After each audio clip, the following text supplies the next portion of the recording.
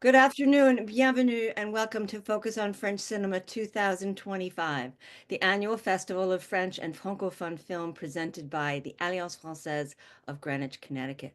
My name is Renée Ketchum, and I am la directrice du festival, which is celebrating, again, the 20th anniversary this year in 2025. Today, we are joined by Julien Johan, co-director of the new film 1874, The Birth of Impressionism. The other director, co-director is Hugues Nancy, and we will enjoy today a conversation with Julien and director of programming of Focus on French Cinema, Joe Myers. 1874, The Birth of Impressionism, will be screened on Sunday, February 23rd, as part of Focus on French Cinema's 20th anniversary festival in partnership with the Bruce Museum in Greenwich, Connecticut. The documentary retraces the encounter of the young painters who changed the course of art history. Welcome, Joe. Welcome, Julien. Thank you. Julien, congratulations on your film. I just think it's a remarkable way of presenting art history in a film. And the thing that struck me I've seen references online calling it docu-fiction. And it is a blending of fact and recreations, dramatizations. I wondered what the challenge was for you as a filmmaker to keep that balance and make sure everything is factual, and yet also making the dramatizations compelling. Well, yes, you're absolutely right. First of all, we were working under the scrutiny of the Musée d'Orsay commissioners, who were co-producers of this movie, so we couldn't tell anything wrong, historically speaking. So they were very thorough in their survey, if I may say. So we were obliged to work on materials that were real, actual facts and historical materials. So what we found is many letters that these painters wrote to each other. So we knew a lot about some locations they went to, the way they talked to each other, what were their relationships, which were the one that they preferred or they disliked inside this group, because it was not a homogenic group. There are a lot of different personalities in this group, in this movement. So we worked with the letters and we only tried to create just a little bit of dialogues, just to be sure that our characters will be a bit live and that we will make a credible story out of it. In casting the actors who are in the film, were you more concerned about their resemblance to the actual people, or were you just looking for actors who could embody these artists? Wow, both of it. we tried to find the best balance we could, but yeah, we had just a few photographs from this artist, and I have to say that it was easier for us to work on the early years of Monet and Manet and Cézanne, because nobody knew exactly how they look like. I mean, the only picture, the most famous picture of Claude Monet is when he's very old, a huge beard, a hat, and he's painting in his Giverny garden. But when he was 20 years old, nobody knew exactly how he looked like. So we had only one photograph. So it was easy to find somebody that was not too far away from the resemblance, but who could be the best actor we were looking for at the same time. So it was not the most difficult part, I must say. The other challenge that I think the film lives up to is you have to convince us of the beauty of the places where these men made their work, and so the film has to be a work of beauty as well as the paintings they produce. So you must have worked hand in hand with your cinematographer. Yeah, absolutely. We wanted to have the kind of light in the frame that could recreate some mood from the paintings, and at the same time we had this team of location scouting. You say location scouting? Yes. Yeah. So we were very lucky to work with these people because they found us a castle from the 19th century that was actually owned by a painter from 19th century. She was a woman. She was one of the first women that could live from a painting. She was called Rosa Bonheur, and she was so successful during her lifetime that she bought herself a castle. It's very near Fontainebleau and Barbizon, and she was able to build in her castle 4 different art studios, one for each season, because the light changes. So she had the fall, the winter, the spring, and the summer art studio. And today it's a museum. So we rent the place for a few weeks. And so we had a lot of art studios that was still in the mood of the 19th century. That was very helpful. And when we were not filming in the studios, we had to go outside, and we went back to Normandy, where Claude Monet was born, and he painted so many of his paintings. And actually, I must say it was very hard to find some location that was still looking like it was in the 19th century, because of the electric lines and the buildings and the farms. And so it was more difficult actually to find some exterior location than to find the castle. Was this time in history, this area of art, something you were already familiar with, or did you have to dig into the research as a filmmaker would to a new topic? Were you familiar with this material before? Any French child is a bit familiar to the Impressionism. I guess same for the American children. You are taught the Impressionism movement when you're at school. So Right. I knew just as much as the other people. It was not very the art movement I preferred. But then I had to dig in, and actually I rediscovered the early paintings of, let's talk about Claude Monet for a while. We all know the masterpieces. We all know the most famous paintings from Claude Monet. But when I started to work on this project, I had to watch his first painting when he was 16 years old, 17 years old. And it's already astonishing. He's such a talent, such a born talent. And I was very happy to discover hundreds of paintings I've never heard before. That's the beauty of my work. Sometimes you have to dig in and you discover stuff that you could not imagine. And one of the painters that really struck me when I was working on this project was Degas. I was not very familiar with Degas paintings, and I had to watch all his first prints, all his first drawings when he was a student, and it's so graceful. It is so beautiful. It's amazing. It's amazing. I fall in love with Degas. We tend to think of these artists as grandmasters, sort of we know the scope of their career and we think of them as elder statesmen of art. But you remind us in the film that they were once outsiders, like every artist is as a young person. I mean, that's a powerful part of this film.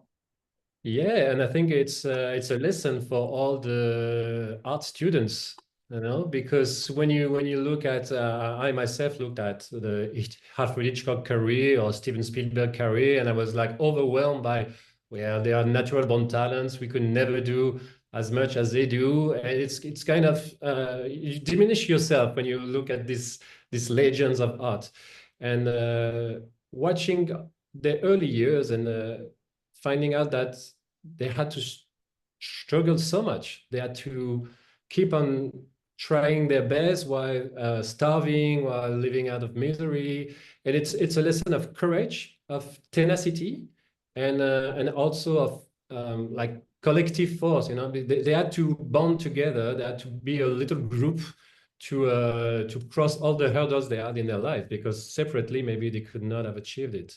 So yes, it's a very important lesson that we should spread out to all the students in the art schools in the world. It's never over until you decided it's over. You always have a chance to achieve. You just touched on something that I found very moving in the film, that what we see too is, although artists have to be very individual, have a strong sense of ego, you show how artists can band together to help each other. Well, yeah, it's a mix of different relationships. What we said in the movie is that Monet and Renoir and Sisley and Basile met in art school when they were 20s, and they were very, very good friends, especially Monet and Basile and Renoir. They were friends for tens of years and tens of years. But on the contrary, Degas and Manet are not in the same circle. They're not in the same group of people at the beginning, but they had to bond to be stronger together. It's like a collective movement. But there were not so much of a friendship between, for instance, Manet and Cézanne. They hated each other. And Cézanne was the first one to make fun out of Manet.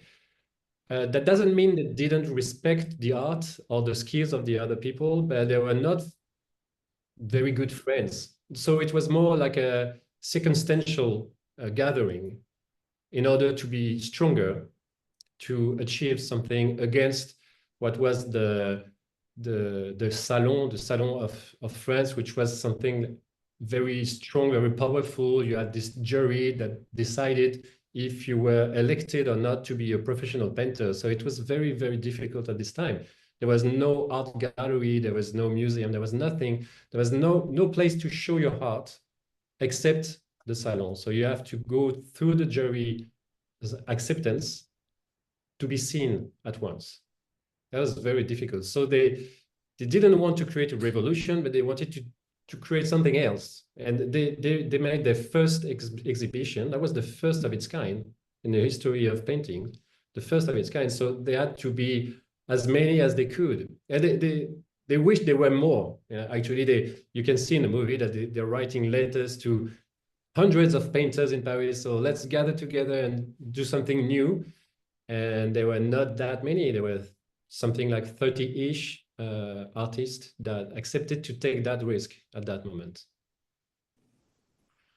Your film, I see it as part of a movement to take art out of the museum and make it accessible to people in other screening venues, in other museums. And I know it was done in conjunction with virtual reality work too. And I was lucky enough a couple of years ago to see the virtual reality Van Gogh show that was hugely popular in New York. And again, I could see that young people were being drawn in because it was being presented in a way they responded to. I mean, do you see your film as part of that movement to bring art out to the public? On a very humble level, what we wanted to create is to tell a story with a very strong narrative, and we wanted the audience to feel as they were as close as possible to these painters, like they were their friends. And I have to say, I read some comments on the YouTube channel that we had in France when the movie was released, and I was very happy to see that many people said that it was maybe one of the first times that they were taught some lesson about art history that was moving, that was talking about emotion and friendship and some human feelings. So I think maybe that's the part of this what we try to achieve with all these VR exhibitions, is that we want to put the audience as close as possible to the subject and not being remotely told by a commissioner interviewed in a museum about art history. We wanted to create some empathy and proximity with these painters. And as a documentarian too, you must be. I don't want to put words in your mouth, but to me, it's exciting that we're in a time where documentary filmmaking is broadening out, and there are different approaches that are being taken to nonfiction film. I see part of that as the fact that streaming services have become a huge forum for this kind of filmmaking. As a documentary filmmaker, do you share that excitement about new forms of nonfiction film? Yeah, I think there's a new appetite from the audience to non-fictional stories, and you're right. There are many new platforms to let us show our movies. So it's great news.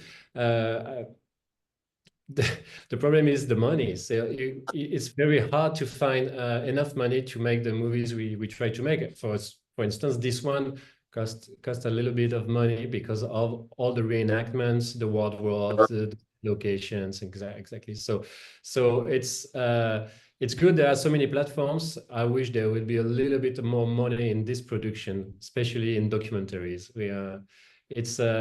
France is a country of documentaries. I'm very lucky to be French, I must say, because it's one of the countries that produce the many documentaries. But it's still a very fragile economy. It is very difficult to find the funds and the producers that want to take the risk with you to make a documentaries. Yeah, I'm hoping that the popularity of nonfiction films on these platforms will make it a more receptive market. Because when I look at the top films on Netflix or Hulu, very often there are 2 or 3 films in the top 10 that are not dramatizations, but they're nonfiction films. Yeah, you're right. There's a new trend. There's a new appetite in the audience, and to push it a bit further, the Netflix style of documentaries really changed the course, and now all the documentaries that I've been asked to produce or to direct are very more modern in its formal approach. We used to 20 years ago we used to make documentaries that were very, very serious and very, very I wouldn't say boring, but very, very flat, if I may say. And today, thanks to these new platforms, new forms of storytellings, we are, as documentaries, we are challenged, and we need to find new way of telling the stories. And that's very, very, very interesting. Yeah, when I was a student 100 years ago, we used to dread when they would roll in the projector to show us what they used to call educational films, because generally they bore no resemblance to the movies we were loving in theaters. Mm-hmm.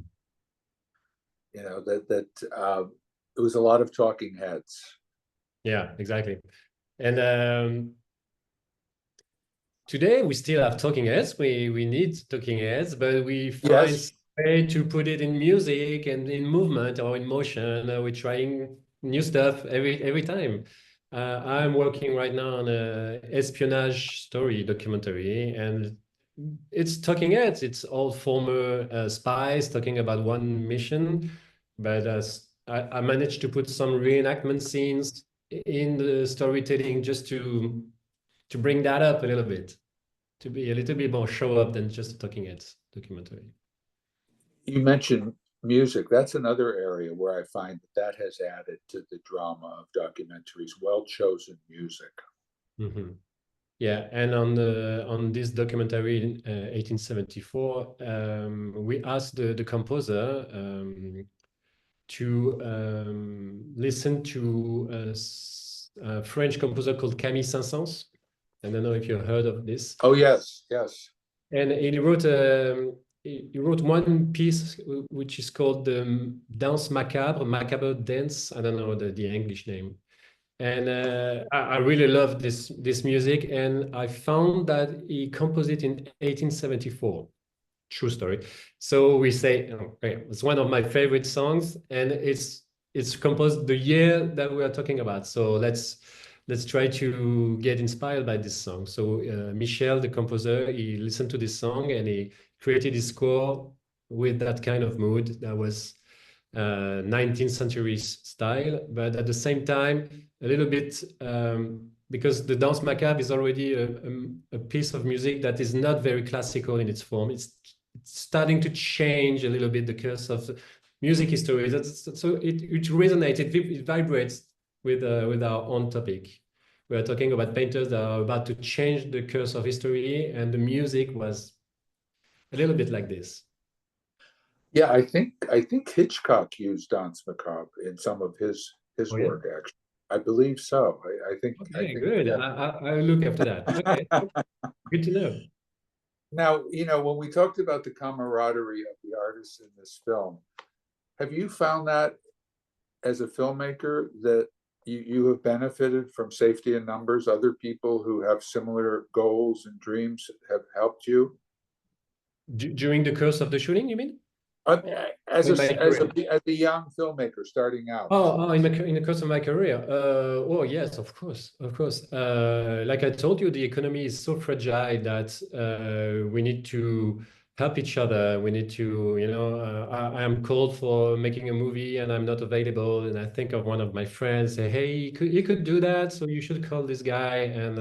And you hope that he's gonna do the same thing in reverse later on. So yeah, of course, we.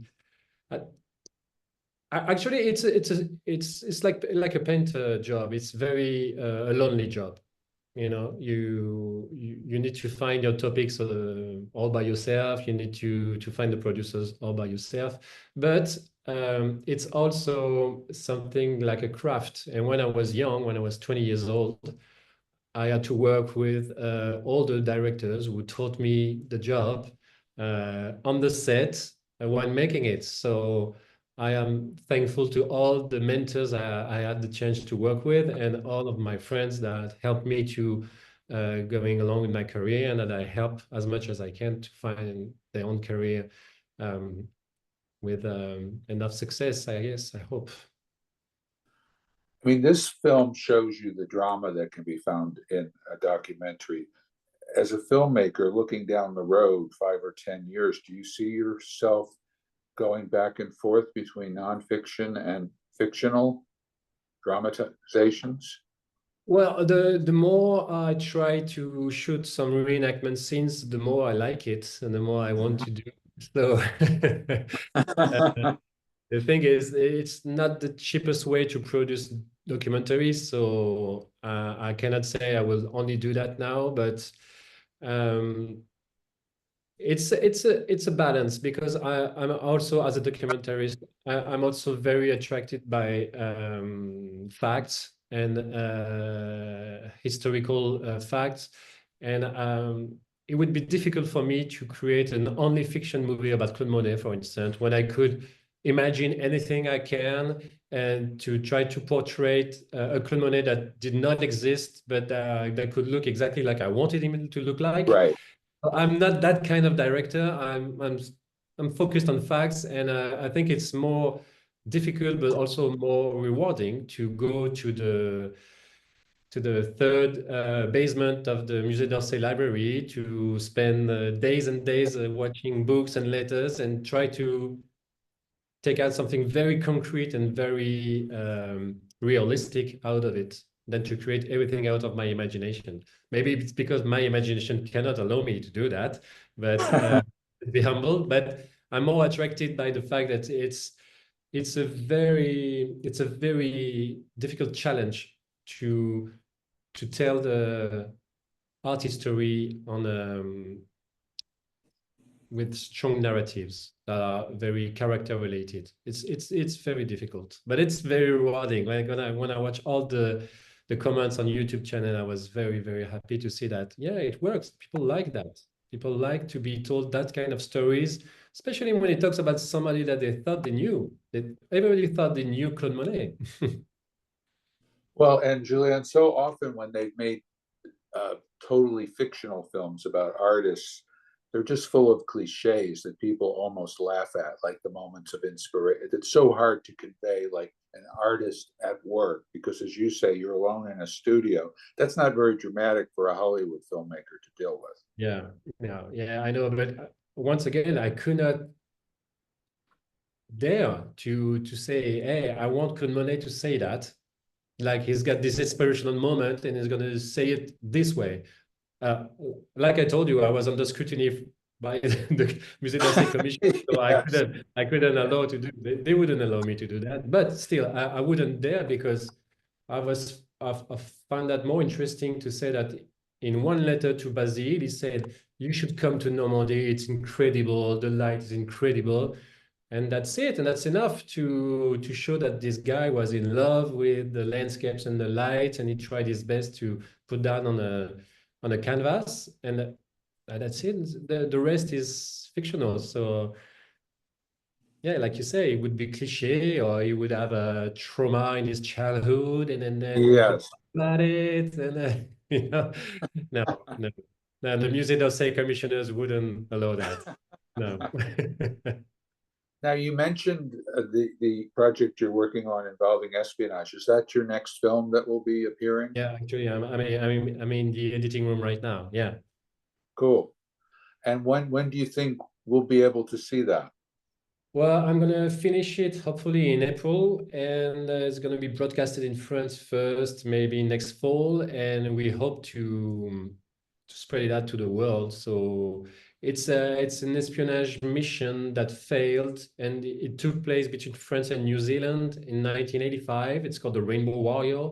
I don't know if you're familiar with the I name. don't know that. No. It was a Greenpeace ship that the French government bombed, and it sank in Auckland, New Zealand in 1985. So Wow. it's one of the only Secret Service missions we've heard about because it failed. So like you open, the top of the pot and you can see exactly how it went. So 40 years later, we try to tell the story from A to Z.